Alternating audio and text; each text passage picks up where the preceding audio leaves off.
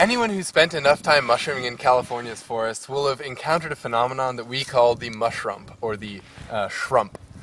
This is basically a product of a mushroom attempting to avoid drying out by fruiting lower under the layer of duff to keep moisture in the gills while the spores are developing.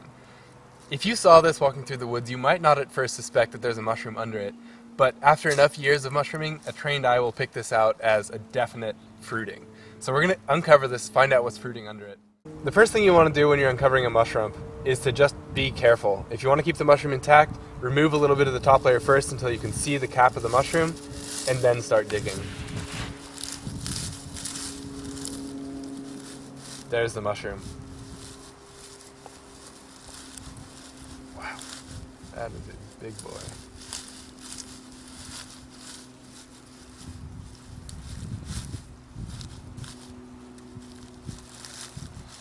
The next thing I'll do is pull away some of the duff near the base so I can pry the mushroom out from the very bottom rather than having to cut the stem or try and pull up.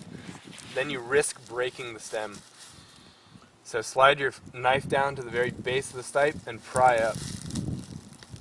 There you go. Your first question after uncovering a mushroom is, what genus is this? You don't have to get the species right away, figure out what genus it's in. You'll notice this very distinctive structure at the base of the stipe.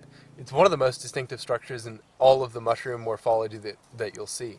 This is called a volva.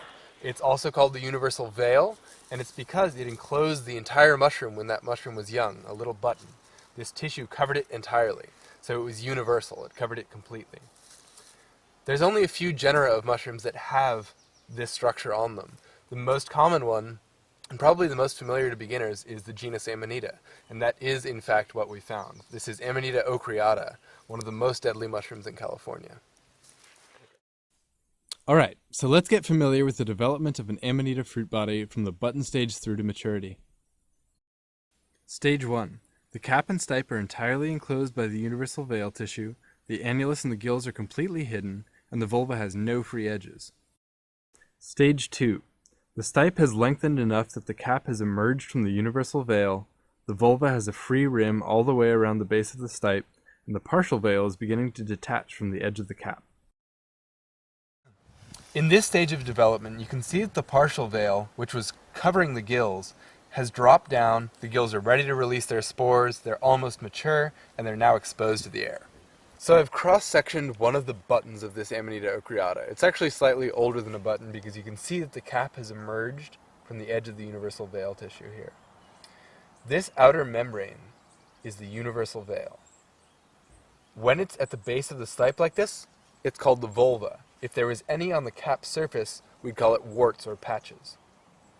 I made this cross-section because I wanted to illustrate exactly what the partial veil does. The gills are still covered. The spores are maturing, they're not ready to be released, so they need to be kept safe from insect predation and from dehydration. This membranous veil allows the gills to stay moist, to stay protected until they're ready to release their spores. On the other side of the fruit body here, you'll notice that the partial veil has ruptured, and those gills are getting ready to mature, getting ready to release their spores to the wind. Here is a mature fruit body of Amanita ocreata. An interesting thing about this particular fruit body is that the partial veil, this annulus, has come off entirely. It was barely clinging to the stipe when I found it. If you were to find it in that condition, you might think that it didn't have a partial veil, but you can still see this obscure ring zone where the veil attached itself to the stipe. That's important to note, especially in the genus Amanita. The last specimen on the right here is a bit atypical for Amanita ocreata in that the stipe is really robust, really trunky. It's very large and fleshy compared to these more gracile, more typical specimens. You'll notice that in the progression of this fruit body from the egg stage to this really mature fruit body, the cap has gone from very hemispherical, almost rounded, to very flattened out and slightly uplifted. That's to maximize the amount of exposure the gills get to the air current surrounding the mushroom, so that the spores that are constantly falling from the gills get caught in those air currents and dispersed to new locations. Amanita ocreata is what's called non-striate, which means that there are no ridges or parallel lines running around the margin of the cap. Amanita ocreata looks virtually identical to the white form of Amanita phalloides, which is the only other member of that section in California.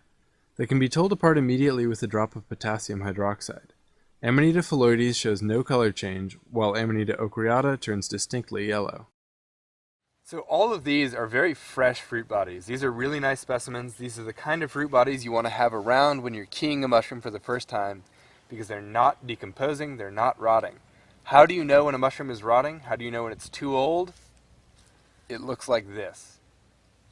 There's a lot of yellowing to the gills here. The cap just came off. This stipe is no longer together. There's maggots all through this.